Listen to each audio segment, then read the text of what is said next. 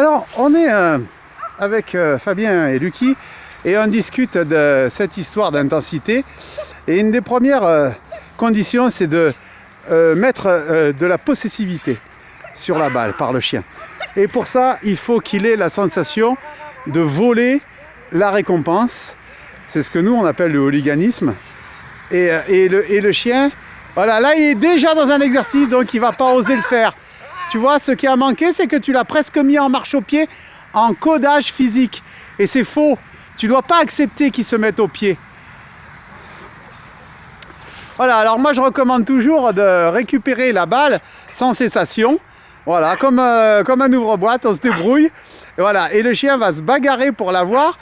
Et nous, on réagit comme si on lui avait volé, ce qui est le cas d'ailleurs. Voilà, voilà. Mais là, contre toi, qui vienne au contact la voler. Là, voilà. Là, il y a des premières actions. Bon, et pourtant, c'est un chien qui a énormément de respect et qui, normalement, ne se permet pas ce genre de choses. Hein. Mais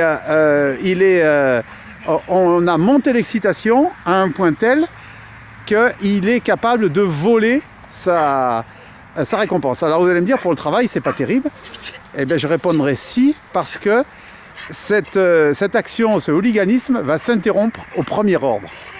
Et il va rester la frustration redirigée, c'est-à-dire il va rester de l'intensité. Voilà. Alors, il a besoin de sa petite ficelle. Voilà. Voilà, pour pas se mettre les mains pleines de bave. Voilà. Prise de judo, Araigoshi, sur la hanche, et là. Alors ça, le fait qu'on lui ouvre la gueule, ça le rend absolument fou. C'est un principe qui est bien connu des gens qui font du mordant avec des jeunes chiens. Et au lieu de leur laisser leur proie, on ouvre la mâchoire inférieure et on leur vole. Voilà, alors maintenant, il faut presque que tu sois de dos par rapport à lui. Ce que tu n'as pas vu tout à l'heure, quand je lui ai montré, c'est qu'en fait, moi je fais comme si je me détournais pour qu'il ne puisse pas la voir. Et lui, il va chercher une position dans laquelle il puisse la voler. Voilà. Allez, vole. Voilà. Alors, on ne fait pas de cessation à cet instant-là, alors que le chien en est parfaitement incapable, parce qu'on veut vraiment monter au maximum cette possessivité. Voilà, donc le chien n'est pas du tout formé à ce qu'on est en train de lui faire faire là. Hein. Voilà, là comme ça, cette attitude, elle me plaît. Ne cherche pas le face-à-face, voilà, ne cherche ni la marche au pied, mais voilà, tourne et il doit te bondir dessus et il doit le prendre. Voilà, là, il est en train de capitaliser une grosse frustration. Voilà.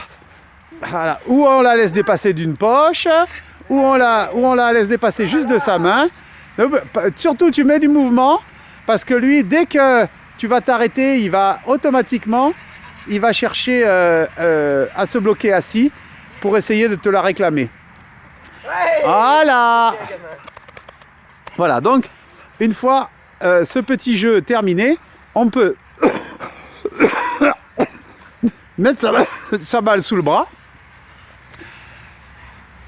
Tu vas le faire, tu peux faire une cessation, tu lui refais envie, et au lieu de la laisser sur ton ventre, tu vas la glisser sous ton bras.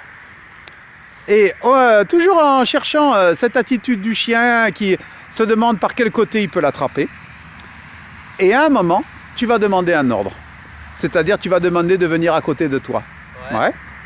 Et il va rester une part de cette frustration redirigée parce que l'ordre va amener ce qu'on appelle la compression. Nous, on a monté sa motivation et toi, tu vas apporter le couvercle sur la marmite en mettant la compression de l'ordre.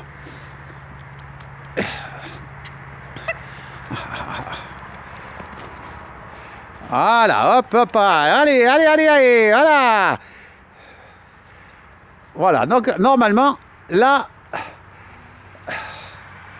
tu peux avec des petits vocables, tu peux lui faire tu veux la balle, voilà. Il faut toujours entretenir l'espoir, voilà. Et le chien, il doit presque se dire qu'il peut se servir tout seul. C'est là où son intensité est maximale, quand il pense qu'il va presque pouvoir se servir tout seul. Voilà, pour un début, un jeune chien, c'est pas mal.